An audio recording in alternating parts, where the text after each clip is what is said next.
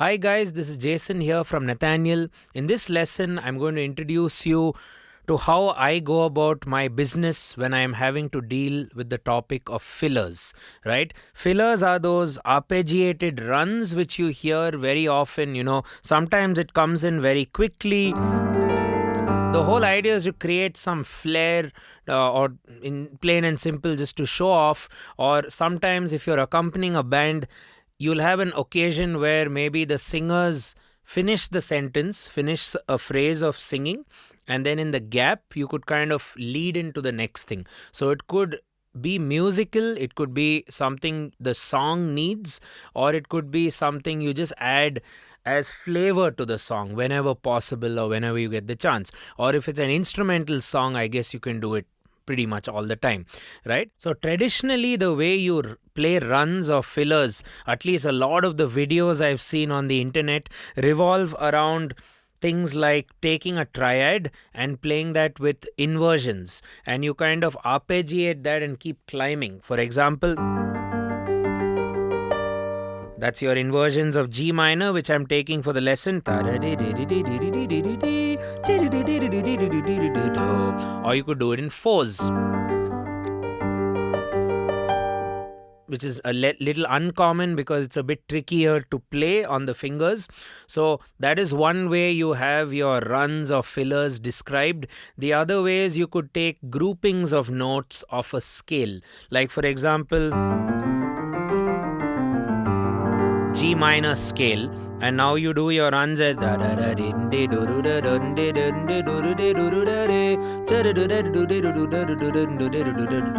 again runs of 3.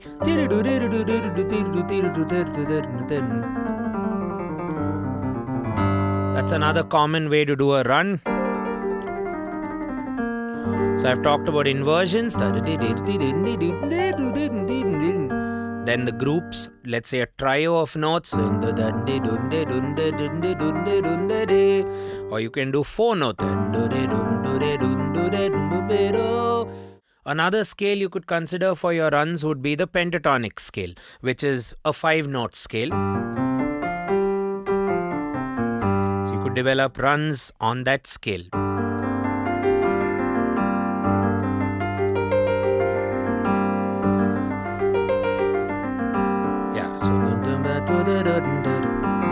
You can even do major pentatonic.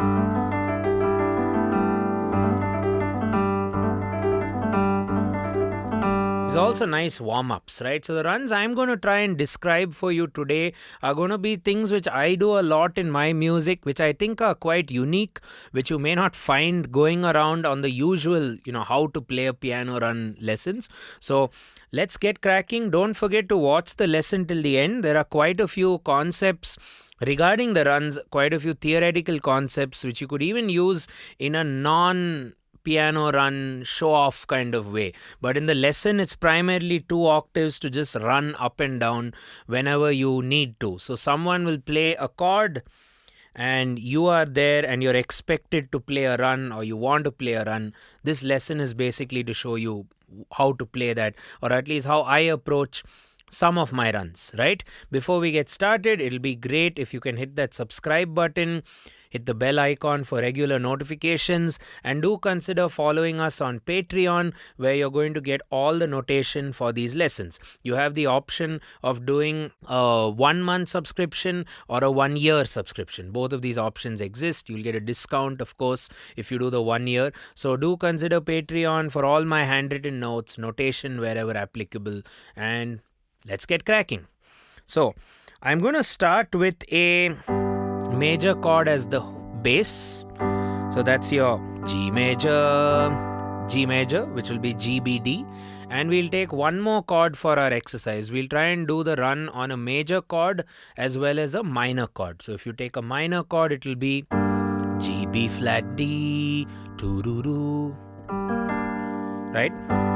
It will be your G major, G minor. So pretty much all the music we develop in this lesson will be around this.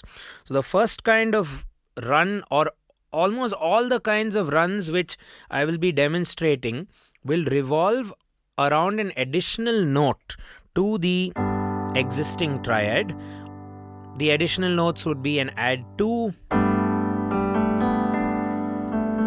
A being the added 2 because it's a middle, or again A being the add 2 because again it's in the middle of the root and the third. You could also call it an add 9 in the case of a minor chord from theoretical objectives. So that's your add 2 or add 9. You can do it with both the major and the minor chord. We don't call this a sus2. We say add 2 because the 3 is not going anywhere. The 3 will also be there. Then we have the add 4, where you do G major. Okay, you're adding that 4, perfect fourth or sus 4. So add 4.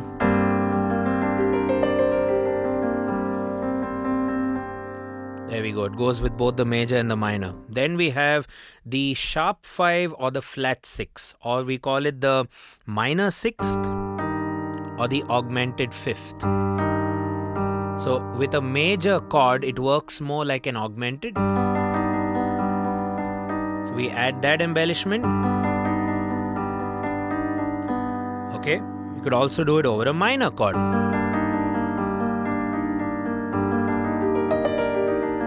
Right, very X-Files if you ask me. Right, then you do get it a bit more majestic with the major chord with the major 6th. Right, you get those sort of runs. Then you do a major chord with that augmented 5th squeeze.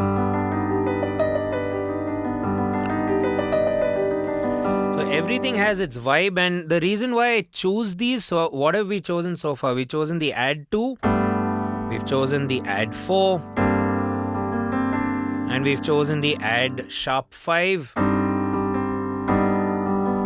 or flat 6, or we've chosen the add 6. So add 6 could be add 6, it could be add flat 6. Or if you want to call that flat 6 sharp 5, feel free to do so. Okay, so these are the added notes. Now, we could also add a 7 or a 7 flat, but I think then this lesson will get very long. So let's just stick with what we have. And the run or the strategy for developing the run or the piano arpeggio movement would be to keep a few things in mind. One is we want to play over a minimum of 2 octaves so that it sounds and feels a bit fancy. The other thing we want to do is decide before we play the run, do we want to do a triplet run or do we want to do a semi-quaver run? Semi-quaver run or a 30-second note run will be groupings of 4. Dabba dabba dabba dabba dabba dabba dabba dabba dabba dabba dabba dabba dabba dabba dabba dabba. But groupings of 3 would be dabba dabba dabba dabba dabba dabba dabba dabba dabba dabba dabba, or 6. 1 2 3 4 5 6. 1 2 3 4 5 6. 1 2 3 4 5. Right? You have to prepare yourself for a 2-octave strategy. You have to prepare yourself for whether you're going to do triplet runs or whether you're going to do groupings of 4 or semi-quaver runs. And last but not least, you have to figure out, at least with my analogy of describing the runs I do, which is your added note. Are you adding the 2? Are you adding the 4? Are you adding the sharp 4 in some cases? Are you adding the 6 or are you adding the flat 6, also known as augmented 5? And the bass, the home bass, which you start off with before you cook everything around that, will be the major or the minor chord. For this lesson, we are going to take G major or G minor. Okay, right. So let's get started with the first one, which is add 2. So you take the G major chord, add the 2. So what is the 2 of the G scale? Whether it's G major or G minor, the second note is A, isn't it? On its own, it just sounds quite nice. But with the run, let's try and develop a run.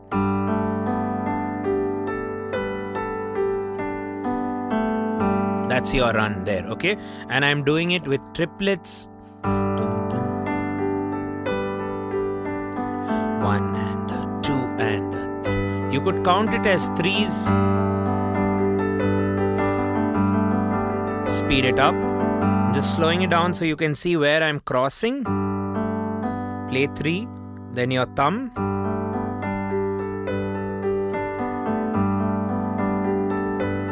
You could also go drift your bass to maybe a C, and then the overall vibe becomes like a C major 7th sound. Maybe go to E, giving like a E minor 7th vibe. D sus 4 with a D bass, so G,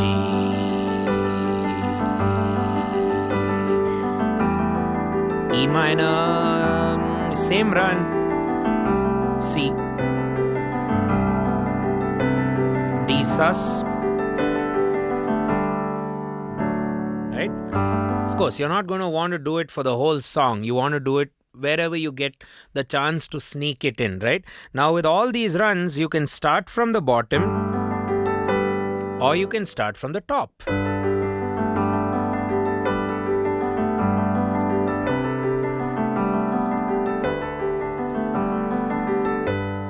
Both have their own flavor and both are logically possible as well, right? Now we are doing this run in groups of 6. Now you could also take the same music but accent it in a different way. For example, 1 and 2 and 3 and 4, right? You can do it 1E and a 2E and a 3E and a 4E and a 1E, right? It sounds a bit weird to count it, but if you think, okay, triplets, you go 1 and a 2 and a 3 and a 4 and a 1 and a 2, right? But if you think groupings of 4 or semiquavers, you go 1 and a 2E and a 3E and a 4E and a 1E. And it doesn't have to necessarily resolve, you know.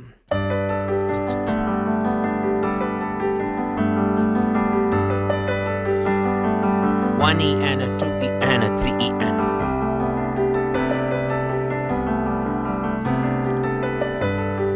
back to the world of threes.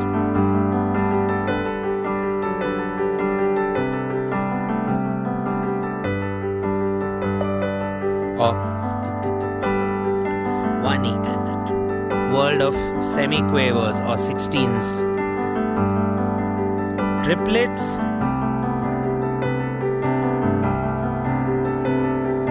It's just the feel, or it depends on how your left hand and the right hand are integrating or working together, right? So remember, runs, fillers, I've said this before. Think of groupings of 3 or 6, da da da da da da da da da da da, or groupings of 4, dabba dabba dabba dabba dabba dabba dabba, right? So we've done an add 2, and we can do it from the bottom, we can do it from the top. What else shall we do? Well, first of all, you could consider doing the add 2 with a minor chord. Why not? You can even this is the normal one, but if you'd like your pinky fingers available, so you can sneak in the high D as well, right? You can add that, or you can even add like a lower D, or think in terms of 4 groupings, 4 note groupings, 1 and 1 E and a 2 E and a 1 E and a 2 E and a. That's a bar of 4 or a bar of 2. 1 E and a 2 E and a takadino.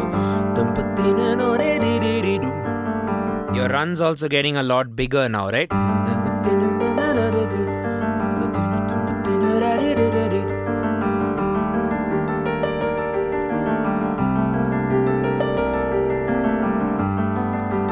Major,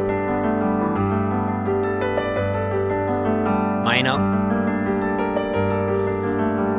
So the mechanics kind of remains the same, right? Whether you do it over a major or a minor. Right, guys? So that was the add 2. Let's now move on to the next add thing. Okay?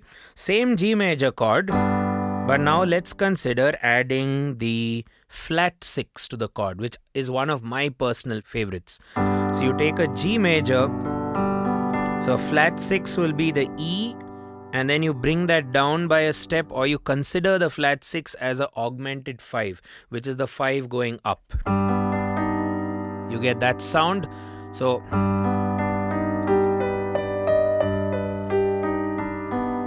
That's the vibe.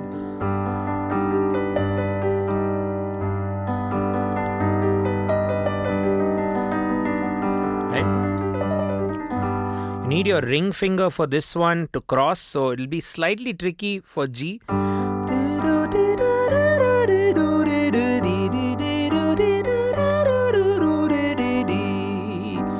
That's your sound there. Right, you could just even play around with those 4 notes, you know. Do it in a sparse way.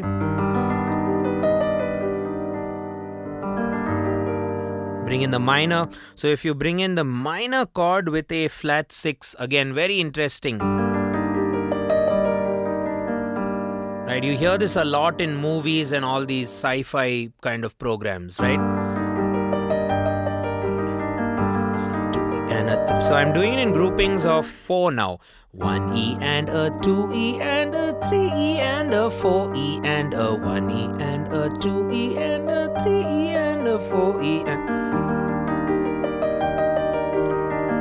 Right, and there's one little secret which some of us teachers don't tell you.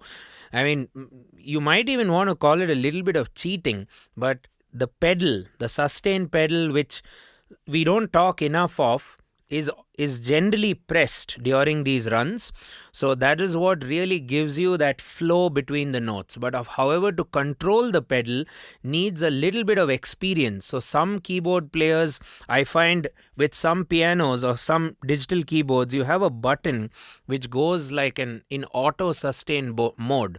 The problem with a button is it has no intelligence. So it's either going to sustain it on fully or you leave it off, right? So I would highly encourage, don't use the button sustain ever, right? Either don't use sustain at all or use an actual sustain pedal. So I'm using a pedal in this particular lesson. So you go, what happens is if you go higher, you can do things like that. And if you spend some time listening to that, you actually hear the harmonics of the sound.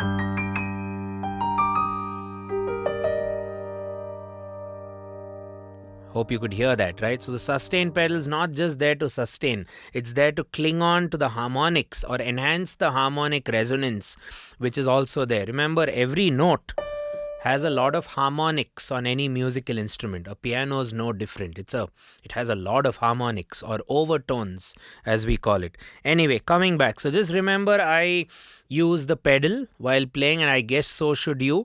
But as a kid growing up, our piano at home did not have a pedal. So I used to actually practice this without a pedal, you know. So try to make it sound decent enough or musical enough without the pedal, and then bring in the pedal, which was my sort of old school strategy. So without the pedal, I'm still getting the legato, right? Right? So then you let the pedal enhance your performance. And also give you a little bit of leeway here and there while crossing. So I think we are completely fine with that. So we've done a major and minor chord with an added flat 6 or an augmented 5 or that one, right? And do it, you don't have to do it in this stringent run-like way. You can even just do it on your own. Just have some fun with it. Just embellish it here and there, like, right? Let's say you're just jamming on a G minor chord. Maybe go to C minor. Repeat.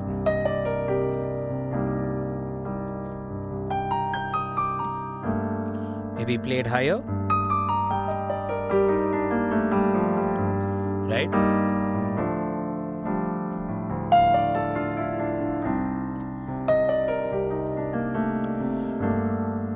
Right? So you could just play simple chords and bring it in wherever. That was the add 2. So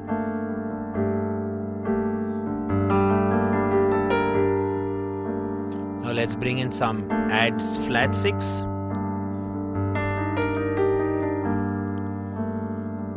Maybe take a major.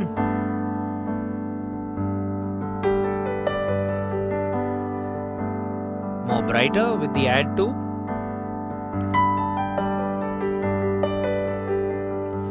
Maybe the other one.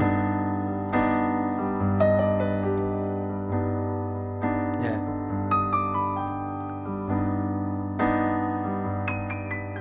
Try it at different pitches if you want. Back to minor.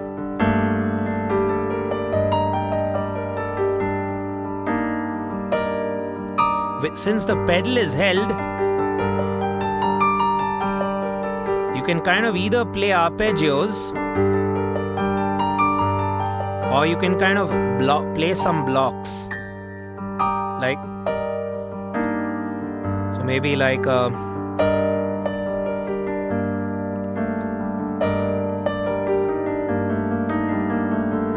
okay.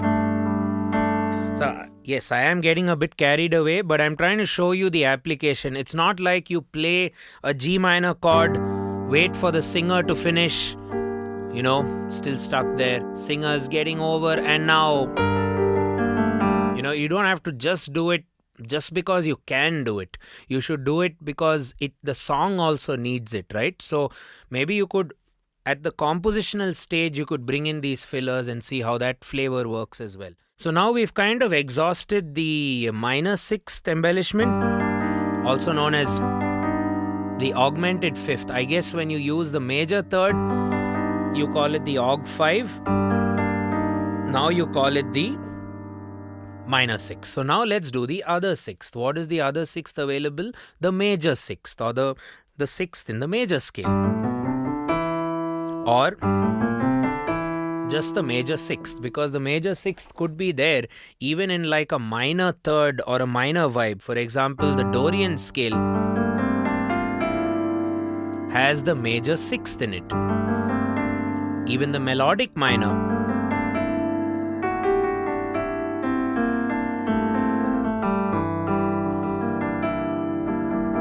it's there even with a minor domain. So that's why I would like to add that as well. So what does an add 6 do?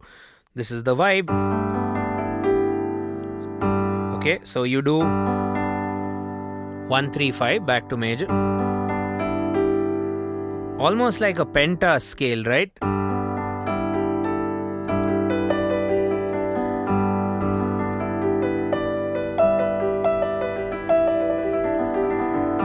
Sometimes I sneak in that A because that creeps the pentatonic scale in, but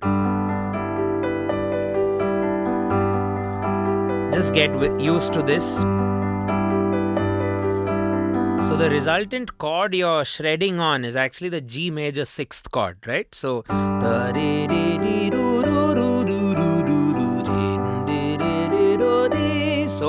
G, B, D, cross to E, which is the add 6. Repeat.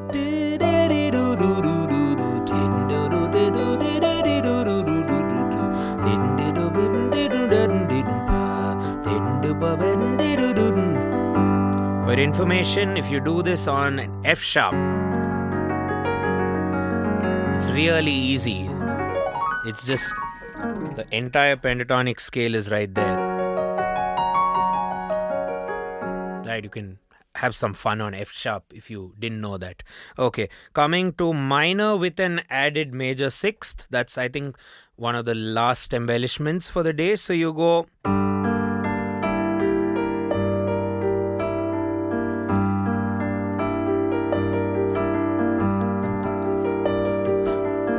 right. I'm just trying to take the major and the minor chord and just transform it a bit, if you can, or if that's even possible, right, guys? So yeah, we've done add 2, we've done add 6, we've done add flat 6. One thing remains, that's the add 4. Okay, some people also call that the suspended 4. So if you have to do an add 4, well, you play your chord, then you add the C. Very common sound.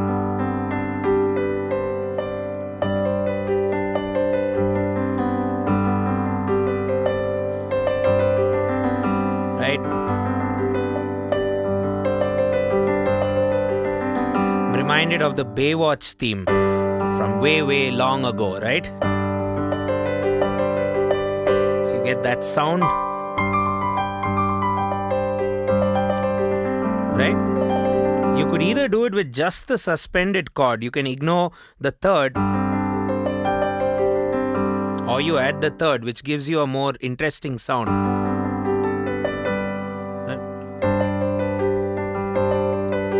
You can build a lick or two around that,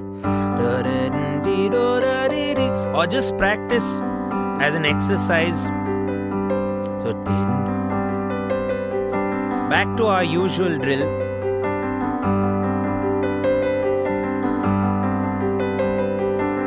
How does this work with minor? Quite well, I guess.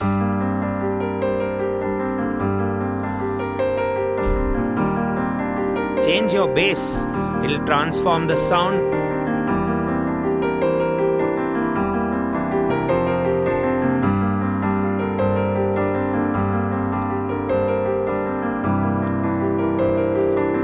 These arpeggios, when you add those notes, it kind of goes with most of the common chords you would anyways have written in your song. So it's a good way to kind of, you could even consider this from an arrangement angle, where you could kind of program this or play it on a synthesizer or on like a loop kind of environment or a loop based instrument, and let that ring for the whole song, somewhere in the background, and it can be like this arpeggio effect, which you can actually play, unlike some of the modern music where people kind of draw these notes, which won't get you that good results. The human way of playing a run can also be brought into like an electronic song or something like that, which I found some good results with, if you ask me, right? Unless it gets really fast, then you need a machine to take over.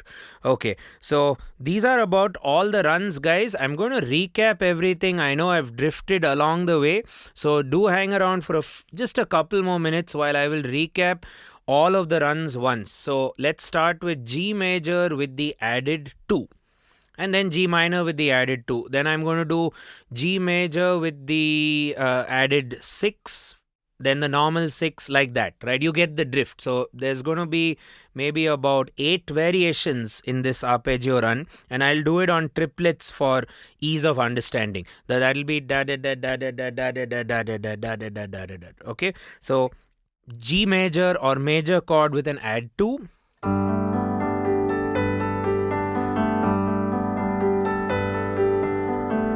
Practiced in the descending start.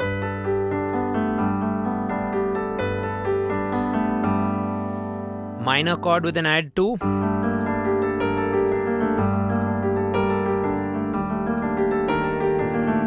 Minor chord with an add 2 from the descending direction.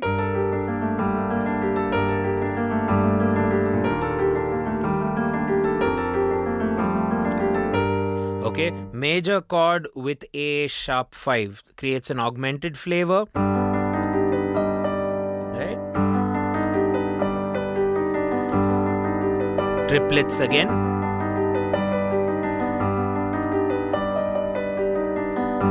Okay, minor chord with the same flat 6, giving you that sci-fi X-Files like vibe.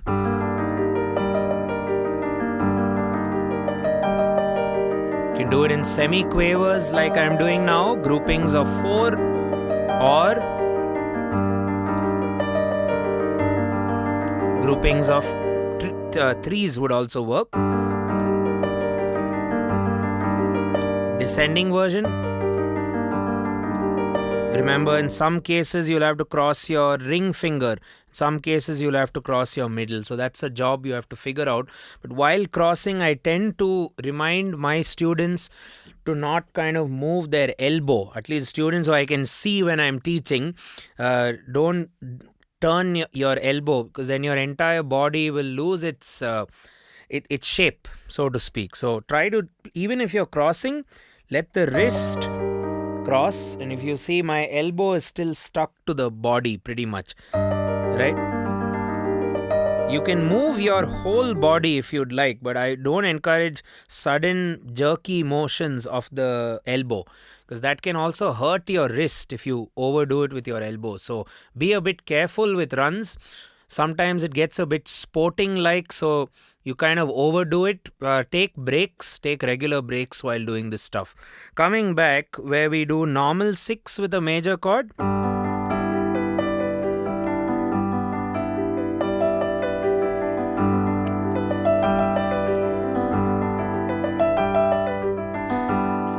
Same story with a minor chord in the major 6th. I like this sound.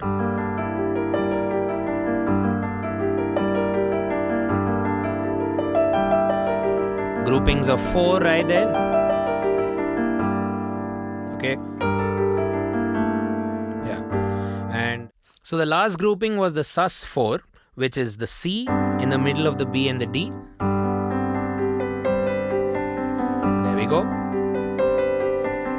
You may want to remember to cross over your middle finger in this case.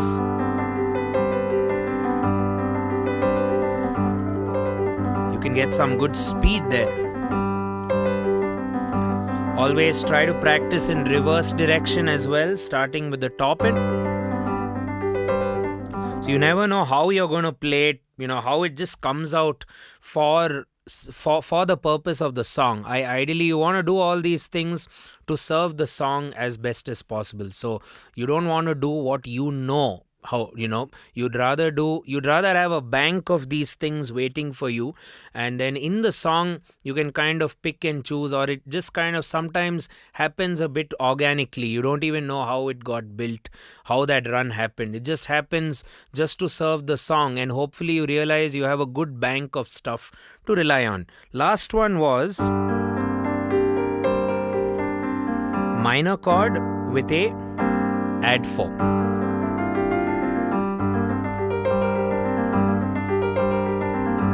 Again, get your fingers going. For add 4, you need to cross over the middle finger. Right, so when you practice this, always take breaks. As I said earlier, relax, take care of your wrist. Your forearms may also start burning, but protect your wrist, because your forearm can take a fair beating, because to come back or to recover, you just don't play for a while. And yeah, whenever you feel a pain while doing fillers or runs, I would highly encourage you to take breaks or practice it slowly. These are the things which really matter. Practice it slowly. I know the eventual intention is to kind of show off and do this on stage and go crazy. These are things we love to do, and I would highly encourage you to learn such things. But we have to realize it's a physical job, because you're playing much faster, and at the same time you need to keep that control while playing. So don't lose the musical foundation, which is, are you playing triplets? Are you playing semiquavers? You should know that.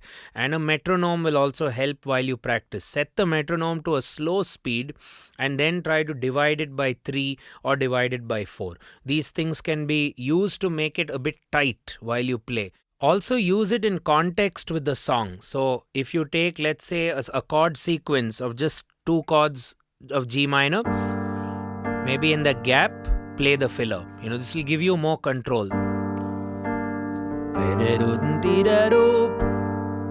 Down.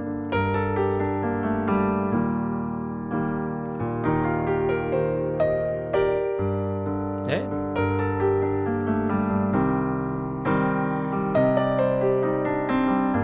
You can add different chords.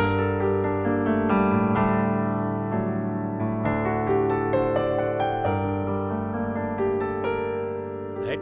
So try to use it in context, use a metronome, relax, take your breaks. You don't think like this is a sport where you have to really burn your muscles, and you should not hurt your wrist while playing. That's the most important things, right? That all of these muscles and these parts of the body which are near the fingers, the wrist and around here, these are very, very feeble, if you ask me, right? It's not evolved that well. So try to relax these muscles always when you play.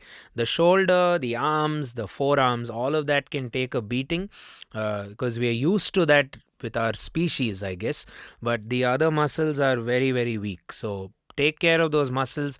I tend to give it a go for about 10-15 minutes of rigorous practice. I'll just keep doing it. And then whether I'm tired or whether I'm not tired, I just stop playing. So that could be considered. So when you practice, just given a good amount of intensity for a short amount of time, 10 minutes or so, take a break, and then come back to the job if you want, or do something else, right guys? So this is about how to add fillers, runs, or all these fancy arpeggio movements to your music. Hope you found the lesson useful, and as always, this is Jason here from Nathaniel School of Music. Do consider subscribing to our channel. Leave us a comment to tell us what you thought of this lesson. Like the video, it really helps the video move forward along the YouTube waves. And we also have our Patreon page, which you could consider being a part of. And well, if you actually want to do one of our courses, if you feel you like some kind of organized training, structured learning with certificates given to you, so on and so forth, do consider registering for our Music Method course, which is our flagship 4-month offering. You will find all the links to register on our website or in the forms provided in the description. Thank you for watching. Cheers.